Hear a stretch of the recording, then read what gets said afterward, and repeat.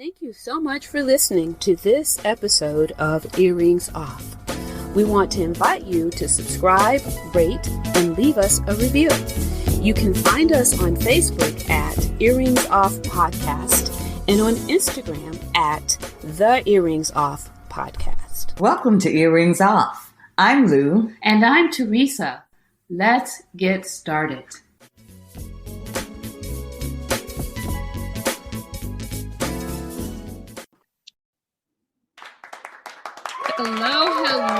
Hello, my sister. How are you today? Well, hanging by a thread, my friend, but hanging nonetheless, I tell you. How are you doing? I'm good. It's just been, how life has seasons, and it's just a busy one right about now, but I know this too shall pass. All I have to do is just ride it out. Yeah. Ride it out. Yeah. I get that. Yep. So listen, Teresa, we have a guest tonight. We have with us, folks, this evening, Taniqua. Hi, welcome, Taniqua. Hi. Thanks so much for joining us. Folks, Taniqua is here today and will talk to us about living with CKD, and that's chronic kidney disease. The following information was taken from the website kidney.org. Kidney disease means your kidneys are damaged and losing their ability to keep you healthy by filtering your blood. CKD impacts 37 million people in the U.S., roughly more than 1 in 7 adults. Approximately 90% of those with kidney disease don't know they have it. The treatment regimen has improved through the years, but if you have type 2 diabetes or high blood pressure, as we know that's prevalent in our community, you are at risk for chronic kidney disease. But please don't think doom and gloom. Taniqua is going to share her journey about how she not only lives, but lives her life abundantly with her condition. And I have to tell you, she is quite an example. So just please listen in. So again, welcome, Taniqua, to Earrings Off. Thank you. Thank you for having me. I put my earrings on just to make sure.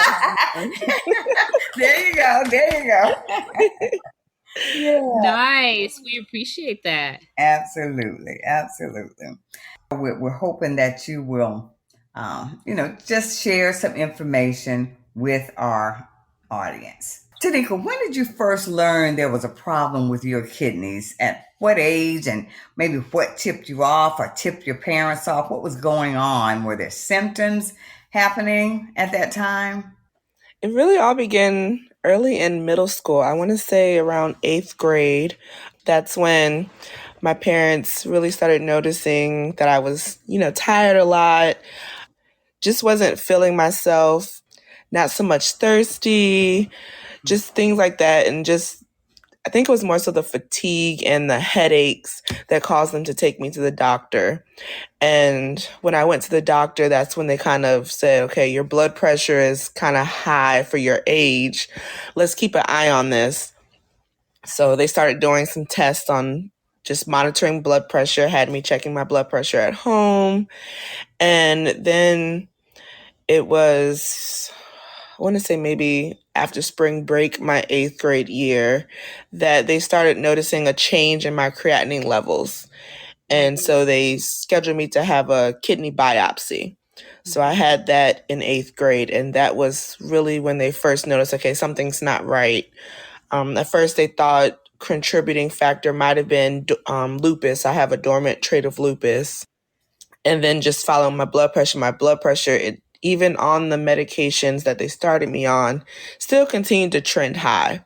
After going to a nephrologist, that's when they got the results back from the biopsy, and they found out that I had something called FSGS, which is focal segmental GS. Nice try, Taniqua. I was like, what? Okay. Yes. I was about to be really impressed. And it's so bad because I see studying for that PhD is paying off, right? yes, I used to could say the whole word, but basically what it is my right kidney has started scarring, and so they noticed that I was losing function in my right kidney. Okay. So that's pretty much where it began. Hmm. And that was in middle school. Middle Yes. school. Wow. Mhm. Yeah. Yeah. So Yeah.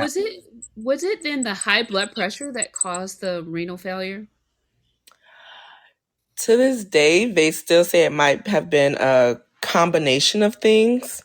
The high blood pressure will probably be the main one, but just the fact that it was not able to be controlled. Uh-huh. And I may have been dealing with it before my parents even thought, Right. hey, let's get some further testing done to see what's going on, because it Right. does run in my family. Yeah, yeah. Okay. And Tanika, I've shared with you, it runs in mine as well. My doctor said to me when I gave her my family history, she'd never really heard of that many people with renal failure. So, did you know anything about kidney disease before your diagnosis? Before my diagnosis, my exposure to kidney disease was very limited. My grandmother, she was actually on dialysis. She passed away in 2002 from complications of diabetes and kidney failure. So I remember going to stay with her one summer, and that's kind of when I found out she did home dialysis. So the shipments of Peritoneal. bags, Mhm. changing her bags, I really still didn't understand what was going on. All I just knew is that, she had problems with her kidneys. This is how we cleaned her, the waste out of her body. You need to do Right. this, you need to do that. She wasn't always feeling well. And that was about the extent of my exposure to renal disease in general. So when I first found out that I had it, it was kind of like, okay, let's study and find out what this is, because I didn't have anybody outside of the medical field that I could go and talk to. And, being that young, you don't Right. really understand all those terminologies. Right. Yeah. It's new to my parents, so they probably don't feel like they're asking enough or the right questions. I don't understand the terminology. So, just that's when I kind of started doing a lot of research on my own. Hmm. Hmm. Wow. Okay. Okay. So tell us about your journey. After you were diagnosed, what happened? What was your life like living with the knowledge that there was a problem? Well, I was young, so very irresponsibly. Um, I didn't take medicine like I was supposed to. I was a kid. I was still out doing kid stuff, and that's through college, not going to appointments like I should have been. And I don't think I really got serious about it until probably my junior year of college, when they started mentioning transplant, dialysis, and those Yeah. words. And it's like, okay, now this is serious. I have to start, Right. death, taking care of myself. So, in just accepting what it has been, of course, you have your woe is me period. Thankfully, that really didn't hit me until I went on dialysis. And my dialysis journey was a little different in that my kidneys had not completely failed to the point that I needed dialysis to live. I went on dialysis. Well, let me back up a little bit. Sorry about that. Um, the suggestion was given to my mother and I that we start looking for a transplant as a preventative measure, because it was heading to that. My function was decreasing and it wasn't able to be reversed. So that's how I kind of begin the next chapter of my journey. And I went through that journey with my mom. She got tested, was a 100% match, and she donated my first kidney to me. Mhm. Mhm. And that was on November 17th of 2014. Mhm. And I had some complications with that kidney, and I ultimately lost that kidney on September 17th, 17th, um, 2016. So I lost my kidney and I found out I lost my kidney going to a follow-up doctor appointment. Really? I had an appointment scheduled. I just happened to not be feeling well that day. So when I went to the doctor, they were like, okay, this kidney is rejecting and it's rejecting fast, and it's not going to be able to save. We have to get her to the ER. In that same day, I had a stent placed in my chest. I had my first dialysis treatment. I had my first cramp, and dialysis cramp is nothing like Charlie horse you get in the middle of the night. I can still remember my husband running around the hospital frantic, trying to find a nurse to get fluids back into me because they were trying to find my dry weight, but, pulling too much off. So that was my first dialysis. And so I spent 4.5 years on dialysis 3 times a week for 3.5 hours until I got my second transplant on January 12th, 2021. So we are almost at the 2nd year mark with this kidney, and it's doing great. That's Well, wonderful. awesome. Yeah, that is great news. That Yeah. is. And now, Taniqua, during that period when you were first going on dialysis, you were working during that period also? I was, yes. I had actually just started working at Chesterfield County Juvenile Detention at that time. And I started in August. And then, like I said, in September, I went out when I lost my kidney. So I was still working full time. I was in school. And after that happened, I also battled a really bad depression. It was to the point that I was malnourished. I lost over 150 pounds. Whoa. And it was a really dark time for me. Really dark time for me. Just, it kind of all hits you at once. Like, you had the ability to not make this your situation, and you didn't do what you're supposed to do. So now this is what you're going to deal with. So just that realization that, I played a part in it. That was really hard for me. Mm-hmm. Yep. Wow. Okay. So how has your condition impacted your life? Can you share a bit about the impact on your overall health and your lifestyle, and your just the expense of it all, the impact on your career and your goals? Well, like I said in the beginning, battling depression, I would say, was the hardest thing. But my mom and my husband, I credit them for pulling me out of that. And once I got out of that part of the darkness, I had to just, make that determination that I'm going to live. I'm not going to just let dialysis do to me what I've seen it do to some people in the time that I was going to the dialysis center. So I found ways to travel. I, learned how to travel and do dialysis. I've traveled out of the country and had dialysis. I've traveled all over the United States and had dialysis. I've had dialysis on a cruise. So I just made it my mission to continue living. I continued working. I worked a full-time and a part-time job. I also started my own business in that time. And in 2019, I started my doctoral journey. So for me, I kind of just, turned what could have been a bad situation into a good situation. I also accredit that motivation that I had to keeping me healthy during that time too, because dialysis is very taxing on the body. When I first started, I would be really tired. I'd sleep a lot, but I started going to the gym. I just used it as it's just a part of my Monday, Wednesday, and Friday routine. And I didn't let it slow me down. And even to this day, when I go back to the clinic just to see my techs and, just some of the people that I connected with on dialysis that are still receiving dialysis, it's just good. It's a good reminder to go back.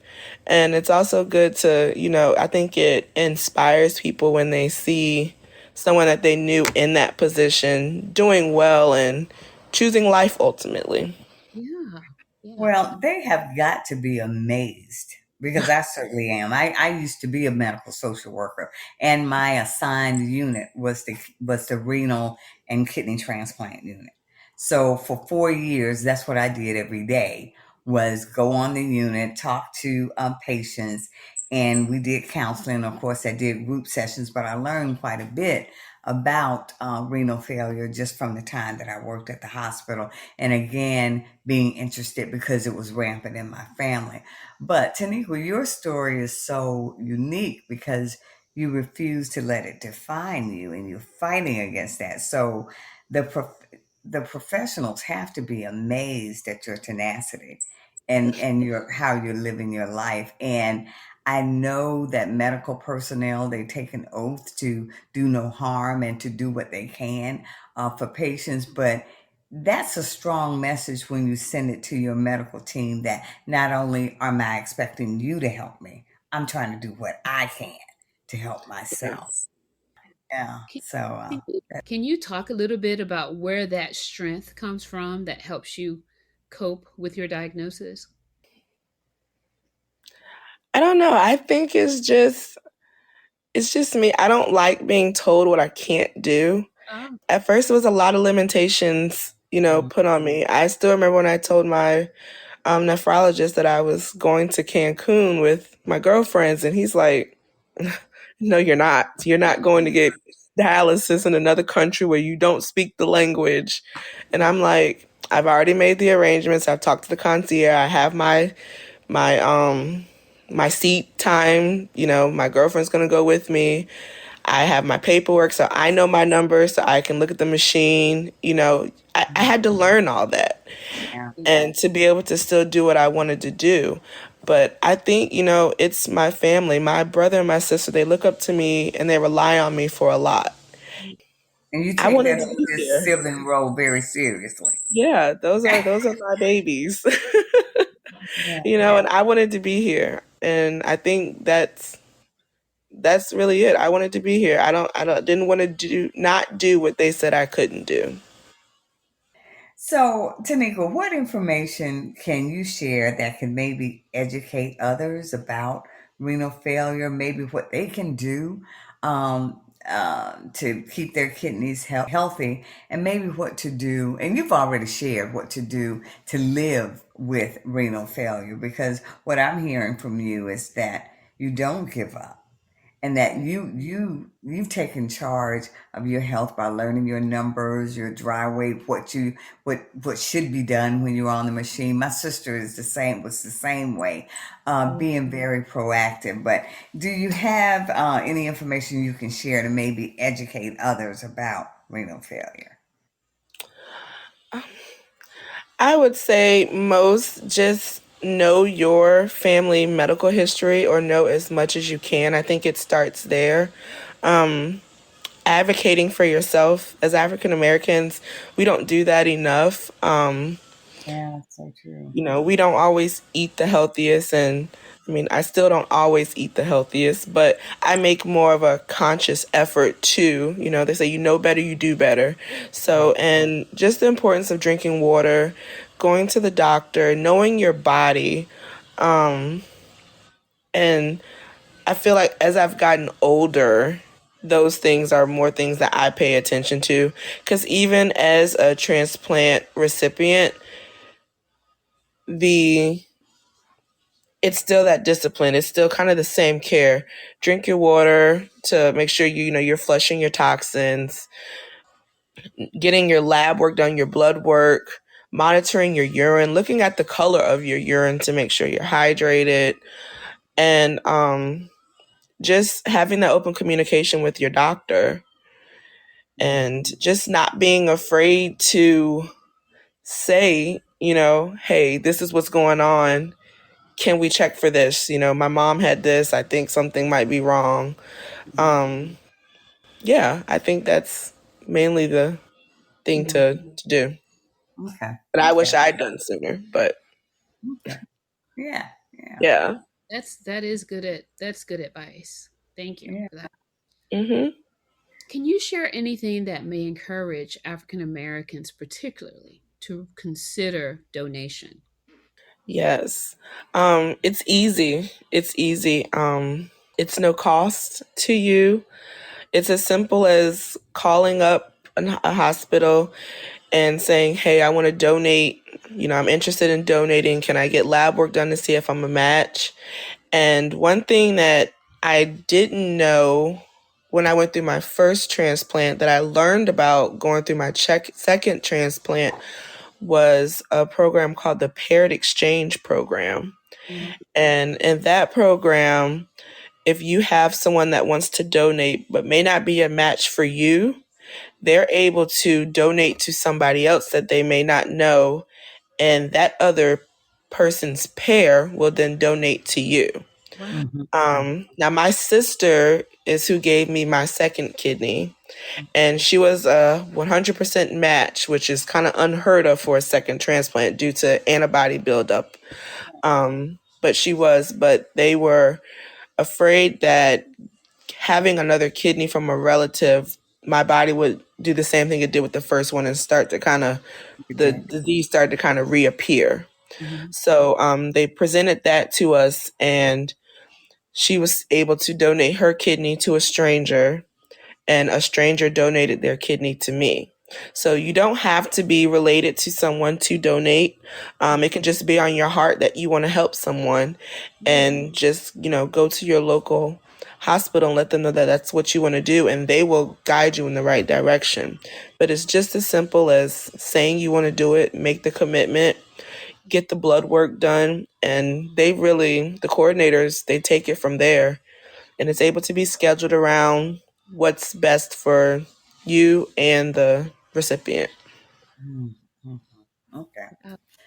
Well, Tanika, what started you on this fitness journey that you are on? That is just, I'm telling you, I'm just intimidated just watching, seeing you work out. What have you seen that's been a big benefit to you in your, in terms of your health and how well you're doing?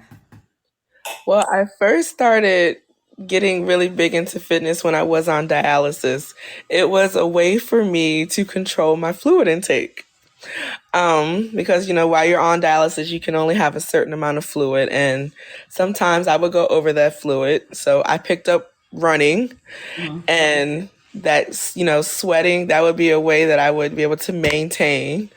Mhm. And then after the second transplant, um, I started gaining weight, from the prednisone. I wasn't as small as I was, and I knew that was coming, but I knew that I didn't want to gain all the weight back that I had lost before. So I tried to run again, and my body said no. Mm-mm. My lab work said no. Mm-mm. We can't run anymore. The doctor said no. I think you might need to try something other than running. Okay. So I started doing more weight training, and I can't lift more than 10 pounds on my left arm because my fistula is still there. But I do a lot of body weight. So, and then light 10-pound weights, but it's a lifestyle now. Me and my best friend, we do it together. So we both have different goals, but it's fun doing it with somebody else. And Yeah. I got the clearance to start back my regular exercise regimen in February of this year because I had some complications with my transplant um, early on. But since February, I've been in the gym at least 3 to 4 times a week. Nice. Hmm. Okay. Wow. Okay. Did you hear that, folks? So there's no excuse. Okay. No, Yeah. So, no right. excuse. Right. Well, Taniqua, thank you so very much for joining us today on Earrings Off. Those are all of the questions that we have for you. Again, you're certainly an inspiration. We really wanted people to hear your story of courage, of boldness, and how you continue to live life. So, thank you so much for sharing that. Thank you all for having me. Thank you. All Yeah, right. Always encouraging. it is. It is. And so amazing. Yeah, I yeah. I know. An inspiration, right? Absolutely. Absolutely. Yeah. So, Teresa, what's going on this week in terms of the news? What have you seen or heard? Well, this week, the big news has been about the healthcare and the climate bill. Yeah, That's the Senate.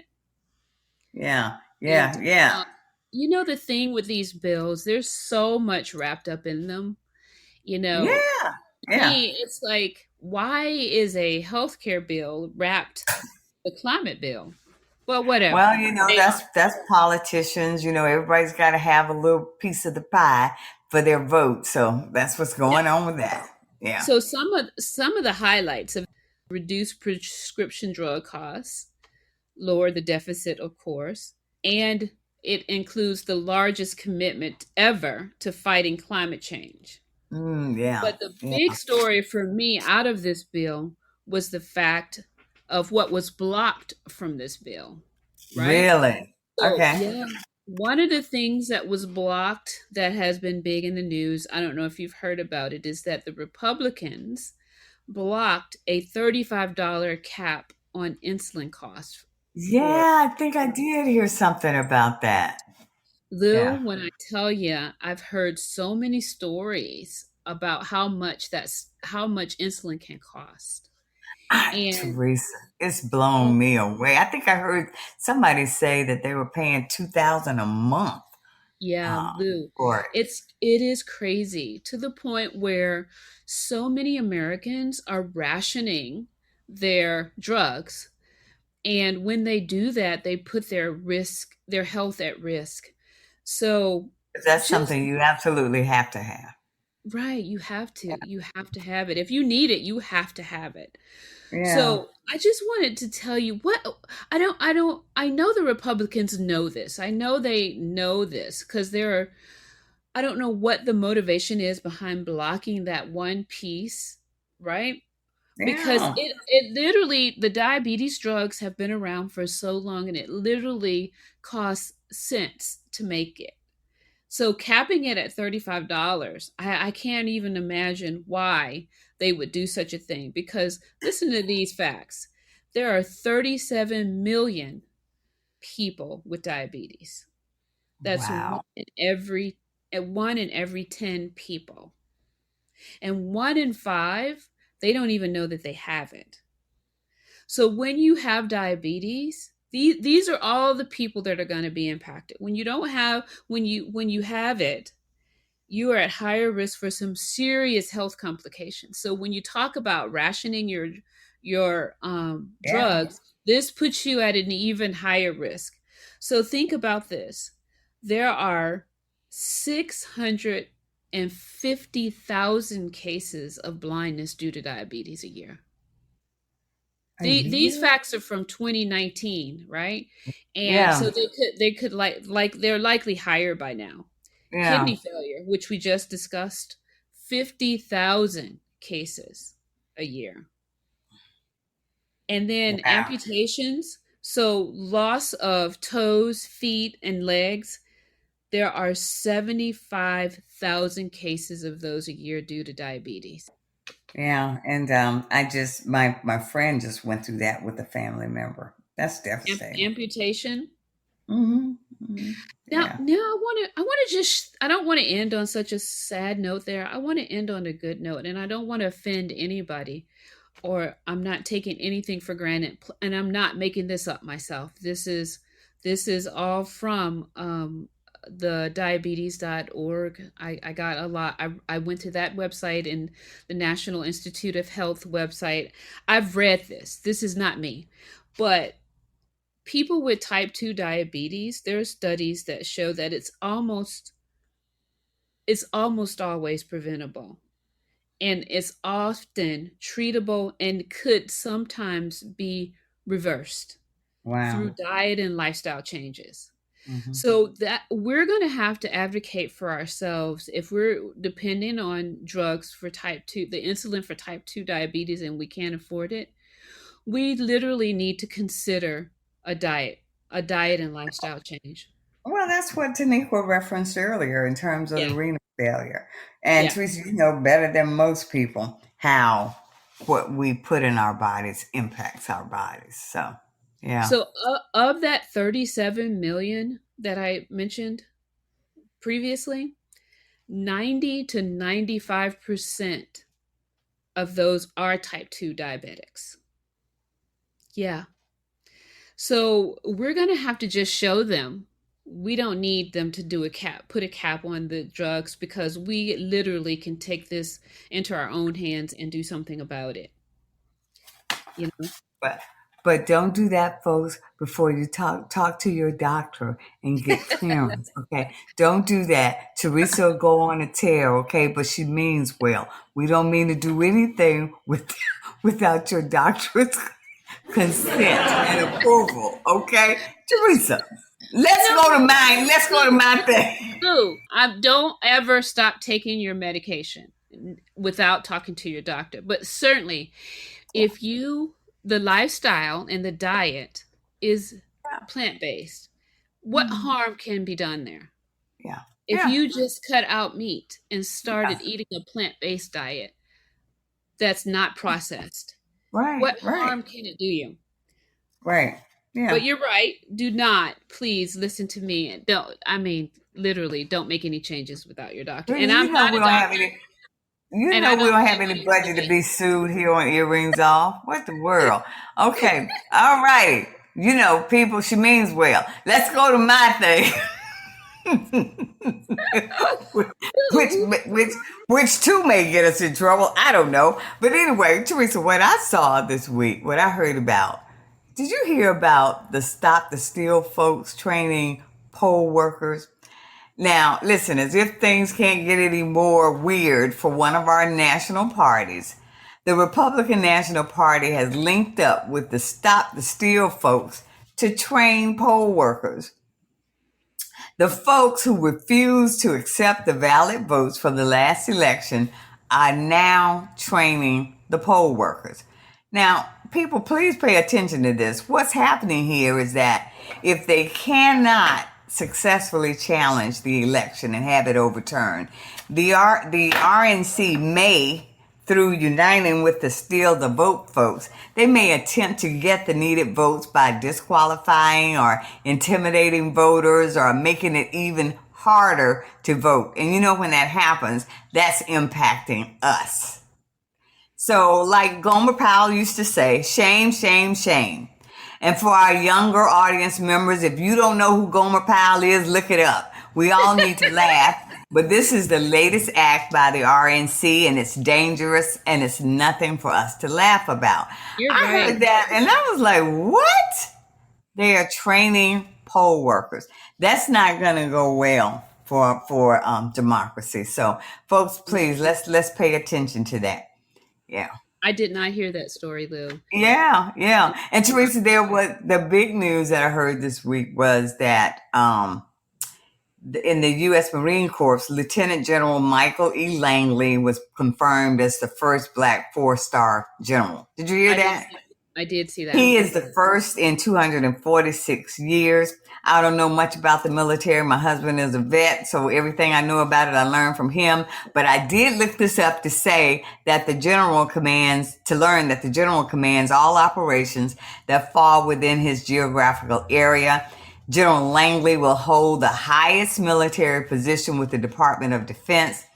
Now, so all I know about that, when I read about his duties and his authority, just sounds like you better not mess with General Langley, because there are a lot of folks who got his back. So congratulations and kudos to General Michael Langley. I love that story. Yeah. Yeah. But Teresa, the big news. Did you want to share something else? No, go ahead, Lou. You're on a roll. The big news, right, was that Kansas abortion vote. The Kansas voters rejected an amendment to their constitution. The amendment, had it passed, would have said there was no right to an abortion in the state of Kansas. This is the first ruling of its kind since Roe versus Wade was overturned. And the voters, by their strong turnout, didn't just say no to the amendment. I think they said hell no. 59% voted against the proposed amendment, and it is expected that similar amendments will be up for vote in the coming months.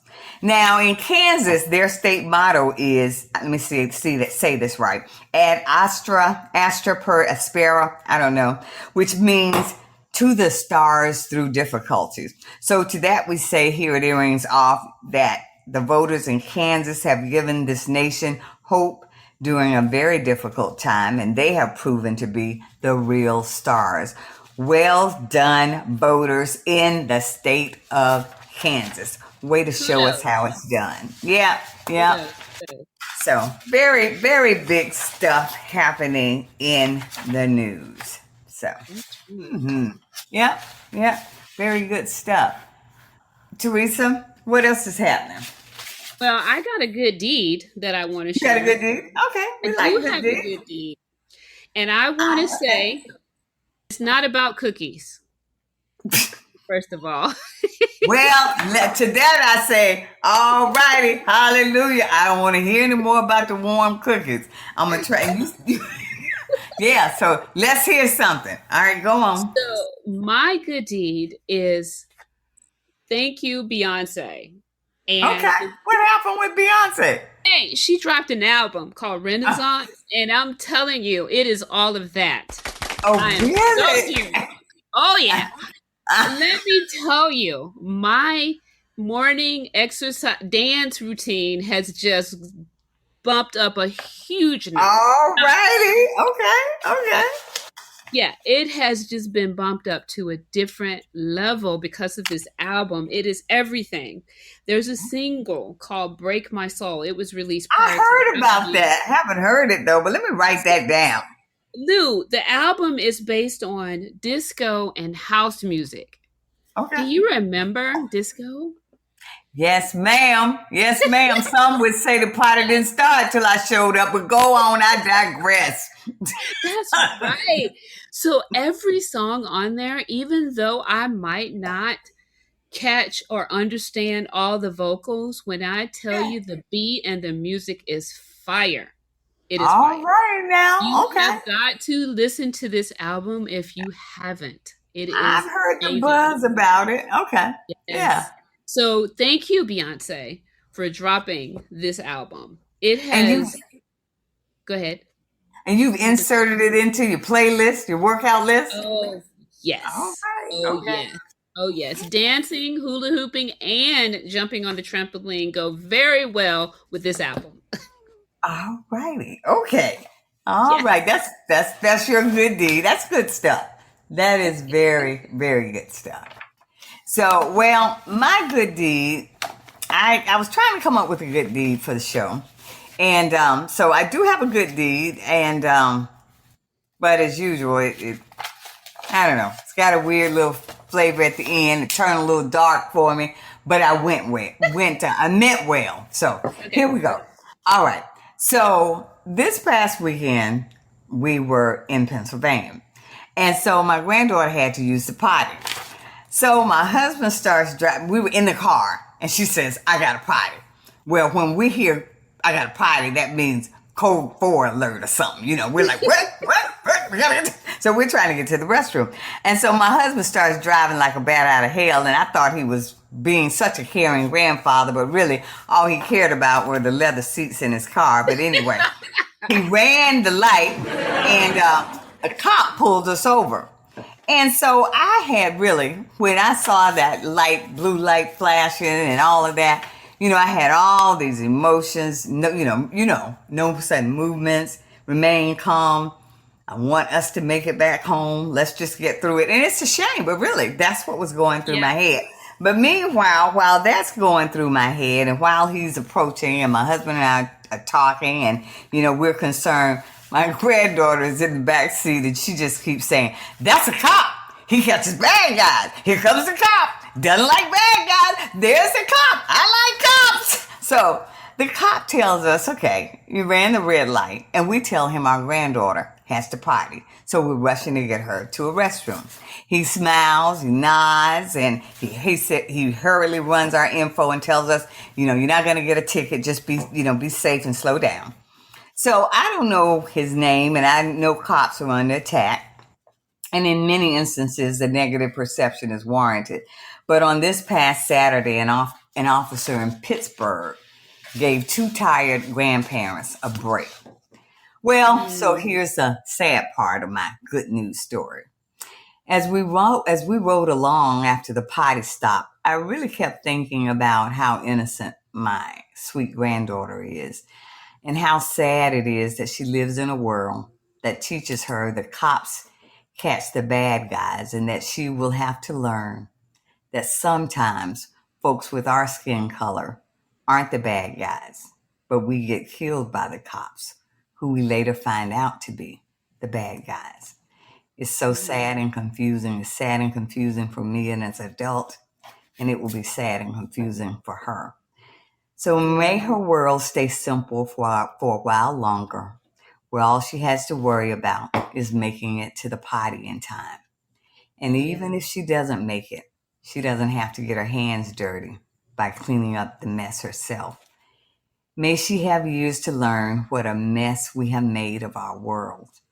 And unlike cleaning up after a potty accident, the bad smell of racism and injustice continues to permeate our daily lives.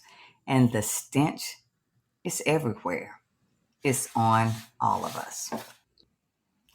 That's my observation. My good deed turned a little dark, but that's how I processed all of it. But the officer could not have been any nicer, understanding, and accommodating to us. But in every interaction, you're on heightened alert. Yeah. So, Just doing it. Yeah. Mm. So, Teresa, that's all I've got that's going on that I've heard about. Thanks for sharing about the bill. I hadn't really honed in. I'd heard some, been watching the news a bit, and I was caught up yesterday following the raid, of course, like everybody else. So that was that had my attention most of yesterday, just making sure I didn't miss anything. But a lot, So curious to going. know what that's all about, really. Yeah, I don't know. It's a lot going on. We are excited and thankful again for having Taniqua here to talk with us about renal failure and her triumph in her life with how she manages that condition. And again, not only lives, but she's thriving and is an example for us. As we discuss, renal failure is prevalent in our community. Teresa talked about diabetes. So here at Earrings Off, our hope is that we will just do a better job in terms of taking care of ourselves and being more proactive about not only our health, but relationships, partnerships, and all of that. And we hope that, Teresa and I hope that in some small way, we can be a part of that. Again, thank you very much for joining us here at Earrings Off. And take good care. All the best to you. Stay safe.